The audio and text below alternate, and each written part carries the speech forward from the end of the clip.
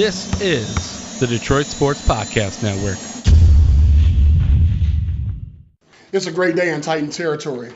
I couldn't be more proud of the group this afternoon for the way that they displayed a true grit.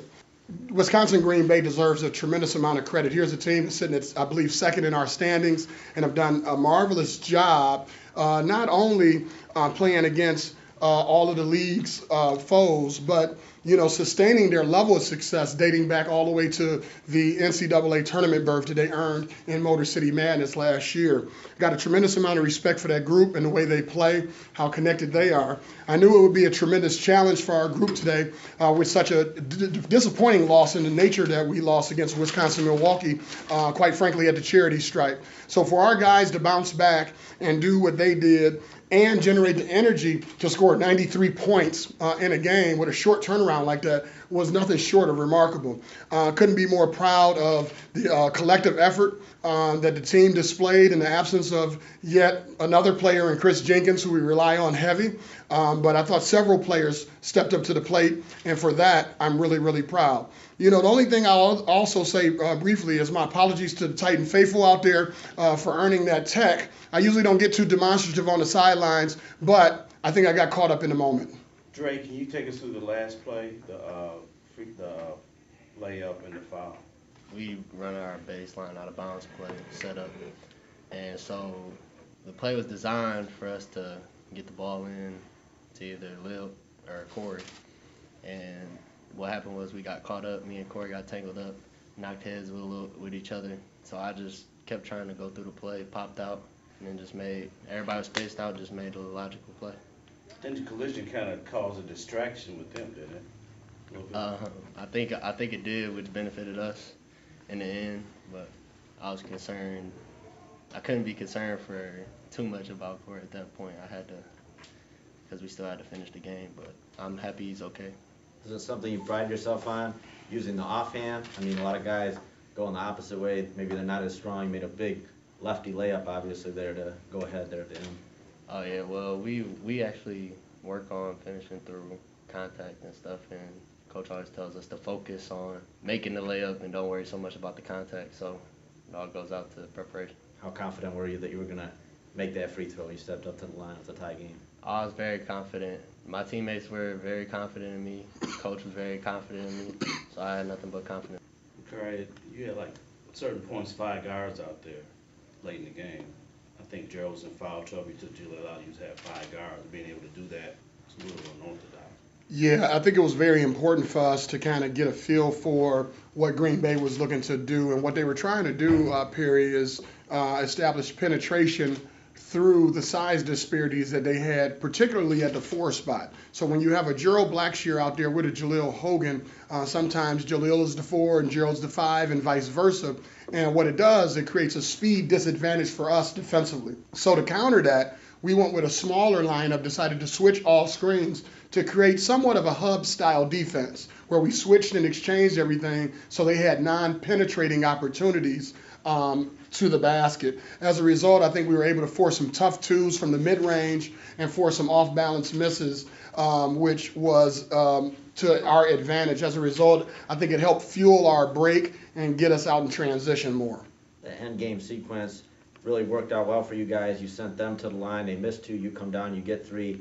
With about 36 seconds, you were trying to foul there, even though it was a 2-point game. Or were you sure of how you're going to play that out, go for a steal? Or? Well, we knew that we had the possession arrow. And so one of the things we talk about is, one, who are guys that we can foul for profit.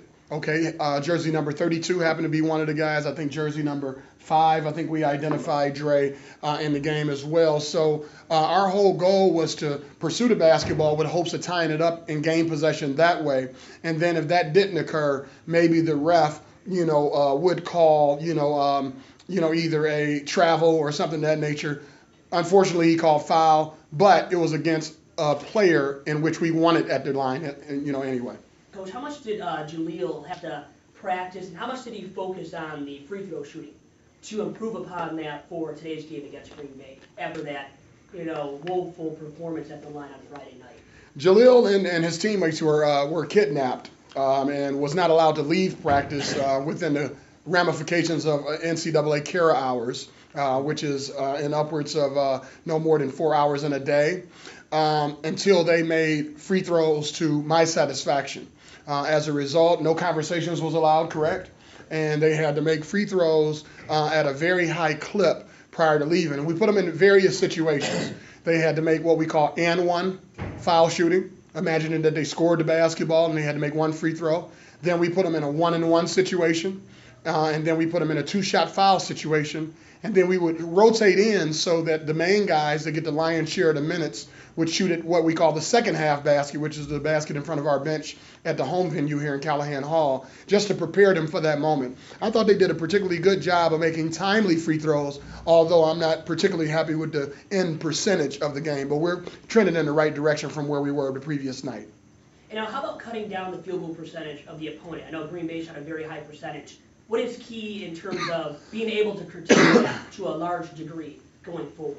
Well, one of the things, too, we have to be mindful of is the style of defense that we've employed here recently with regards to pressing and trapping and stuff like that. There's going to be some open threes. There's going to be some layups as teams make a couple direct passes out of those traps. That lends to the shooting, the field goal shooting percentages. Now, if we were producing those type of percentages in man-to-man exclusively, it would be even more of a concern. So what ends up happening, you end up in a track meet possession style game where the percentages may be a little high, but at the same time, when you look at our second half, we shot 60.7% from the floor to their 54%. We would prefer to keep teams under 50% from the floor and shoot above that for ourselves. But again, as long as we shoot a better percentage than them in that particular half, I think it's advantage us, and we end up edging them out 48-42 in the second half. Dre, after Friday's game, you get ready to take on a really, really good Green Bay team, the defending Rising champions. Kind of had that deflating loss on Friday, but it looks like the team was able to put that behind them, get a good practice in yesterday, and come out today. What was the mood in the locker room at the end of that game, and then moving on to this game? Well, there really wasn't too much of a mood at the end of that game. Yeah, we took it pretty hard, but we seen that we needed to have a moving forward next game mindset, quick turnaround. So we went to practice the next day, prepared as a team, then we moved on with that mindset of we're going to get the next one, come out here and give 100% effort. Coach, is there some thought, not that you're ever purposely trying to pick up a technical, but in the back of your mind you think the team might react a little bit to this, we're down 4 or 5, and maybe even get a couple of calls here in the next couple of minutes? No, in my wildest imagination, I thought I would get through this season without earning a technical foul. I try to be as cool as the other side of the pillow, if you will. I think my players sometimes behave in certain ways to try to get a rise out of me, but it doesn't work either. So for the officials to be able to do that, I think they might show up to practice with striped shirts on to try to get me worked over. How hard is it to employ the type of defense that you guys have been playing lately? You try and pressure the ball handler, bring it up court. In a game like that where it's as closely called as it is it pretty tricky for your guys that kind of established the way they've been playing defense the last few weeks? Well, I tell you what, it is a challenge, especially when you start dropping in numbers. Losing guys like Chris Jenkins and Matthew Grant in particular, and even Ed Carter III wasn't available to us with a deep, a bruise that he sustained in practice. It's very difficult, but that's why it was very important in the offseason for me to secure 16 players on this roster. So now we've still been able to practice without missing a beat. We've been able to do a number of different things with regards to managing that situation with the shortness on numbers. But it is a challenge, especially when the numbers start to become low. Now, what we've done to combat that in lieu of the injuries, even Jaleel Hogan, who was nursing back his health, and Gerald Blackshear, who had some issues with his shins, we've cut practice time down significantly. So we go in 90-minute cycles, 75-minute cycles, and then just the other day we went in a 58-minute cycle, just to really concentrate wholeheartedly on Green Bay prep, free throw shooting, and get them off their feet within the 24 hours prior to this game.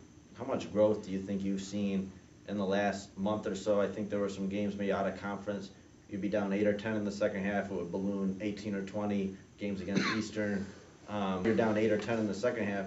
You guys just kept fighting back. Have you seen real growth in the last 3 weeks from this club? Yeah, I've seen a lot of growth. I've seen a lot of growth in our young people, and I've tried to even grow myself as a coach. Again, we can never believe that we arrived. Every person you meet can teach you something. Before today's game, I simply apologized to the team. Because when you go through a season like what we've experienced, I think what happens is we tend to lose sight of what our young people do well. And so I went player by player and expressed to them what I enjoy about them and what they bring to the table in the game of basketball. And so it was unique. I think a lot of them looked at me kind of uncanny when I said I apologized, not knowing what was coming next. But as a result, the young man that's sitting next to me, came out and produced 15 points, 7 assists to only 1 turnover, which I'll take in 30 minutes of time because he had a steal, and 5 rebounds, and did it in a very efficient way by missing only 1 shot and not missing any free throws. And so, again, appreciation is one of our core values. And I thought that was something that got away from us, even as a coaching staff, just letting these guys know, hey, I really appreciate what you bring to the table. And you know what, let's go out there and show what you bring to the table today. And they did that.